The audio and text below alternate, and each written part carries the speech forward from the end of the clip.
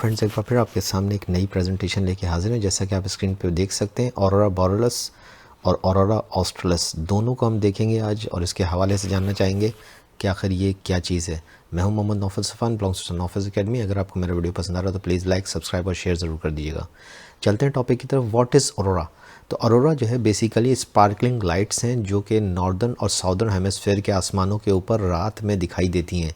हैरानकुन तौर पे ये रोशनियाँ जो हैं वो कलरफुल होती हैं और ये साउदर्न हेमिस्फेयर के बिल्कुल एक्सट्रीम कॉर्नर्स के ऊपर और इसी तरह से नॉर्दर्न हेमिस्फेयर के भी बिल्कुल एक्सट्रीम कॉर्नर्स पे नज़र आती हैं।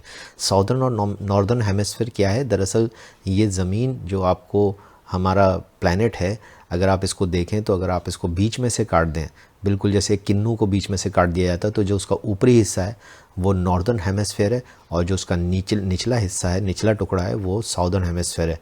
अब इसका बिल्कुल जो एक्सट्रीम कॉर्नर का मकसद है, यानी कि जो ऊपरी हिस्सा है उसका भी बिल्कुल ऊपरी हिस्सा यानी कि अगर हम नॉर्दर्न हेमिस्फेयर की बात करें तो वहाँ पे कुछ ऐसे मुल्क हैं जिसमें नॉर्वे सर-ए-फ़हरिस्त से ऊपर के हवाले से नॉर्वे, और नीचे जैसे कि न्यूजीलैंड और ऑस्ट्रेलिया, ये नीचे वाले हिस्से में ज़मीन के वो मुल्क हैं। और ऊपरी हिस्से पे जैसे कि मैंने आपको नॉर्वे का नाम लिया, ये वो मुल्क है जहाँ पे कि आप ऑरोरा की जो चमकती रोशनियाँ हैं ये आप आसमानों पे देख सकते हैं सिर्फ रात के वक्त में। और जाहिर सी बात है, रात में तो कोई रोशनी होती नहीं है, तो रात के वक्त में ये अजीब व गरीब किस्म की रोशनियाँ जो आसमानों पे नज़र आती हैं, इसको ऑरोरा कहते हैं।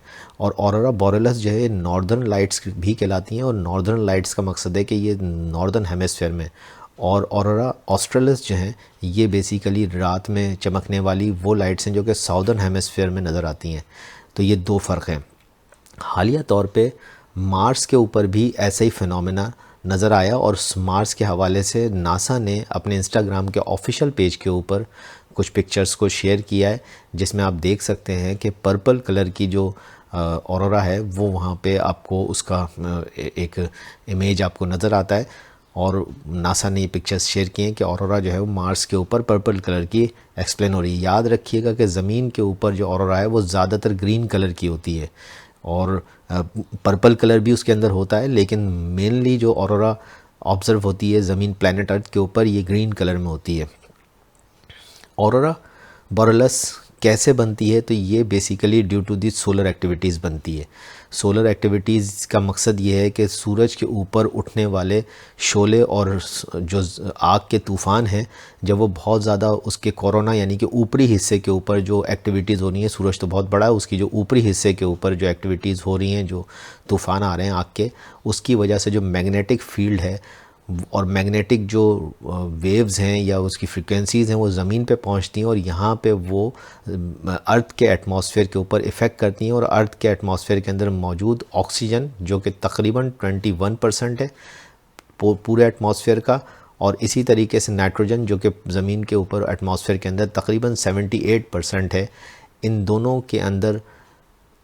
दोनों की मौजूदगी में ये जो ऑरोरा बोरेलिस और ऑरोरा ऑस्ट्रेलिस की जो लाइट्स हैं वो क्रिएट होती हैं। साइंसदानों का कहना है कि जो पर्पल कलर है ये due to the presence of nitrogen होता है, और जो ग्रीन कलर है वो due to the presence of oxygen जो है वो ऑब्ज़र्व होता है नाइट टाइम के अंदर दोनों हेमिस्फेयर्स के अंदर ज़मीन के। ठीक है जी, मैंने आपको मुल्क भी बता दिए हैं। Is it called aurora borealis and who discovered? तो ऑरोरा बोरेलिस बेसिकली, ऑरोरा जो है एक रोमन गॉडेस का नाम है, और बोरेरस जो है वो ग्रीक के अंदर जो है नॉर्दर्न विंड्स को कहते हैं। गैलीलियो गैलीली जो कि बहुत बड़ा एस्ट्रोनॉमर था, उसने इनको सबसे पहले 17वीं सदी के अंदर ऑब्ज़र्व किया था और उसने ये नाम ऑरोरा बोरेलिस रखा था इन रोशनियों का।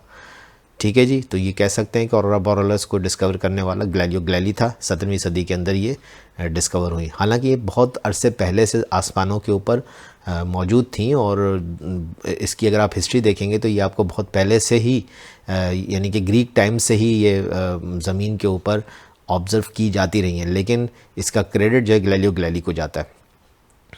Which country has aurora borealis? तो मैंने जैसे कि आपको बताया कि नॉर्वे के अंदर आप इसको ऑब्ज़र्व कर सकते हैं नाइट टाइम में, सिर्फ ये रात में ही नज़र आती हैं, सुबह में नज़र नहीं आती हैं। नॉर्वे के अंदर है, इसके अलावा आइसलैंड के अंदर है, इसके अलावा स्वीडन, फिनलैंड, रशिया, कनाडा के अंदर भी कुछ हिस्सों में ये ऑब्ज़र्व की जा सकती हैं। और मैंने जैसे कि आप बताया कि ये नॉर्दर्न हेमिस्फेयर के ऊपरी कंट्रीज़ हैं, बिल्कुल जो एक्सट्रीम ऊपरी हिस्सा है, वहाँ पे जो मौजूद कंट्रीज़ हैं उनके अंदर ये आपको नज़र आती हैं।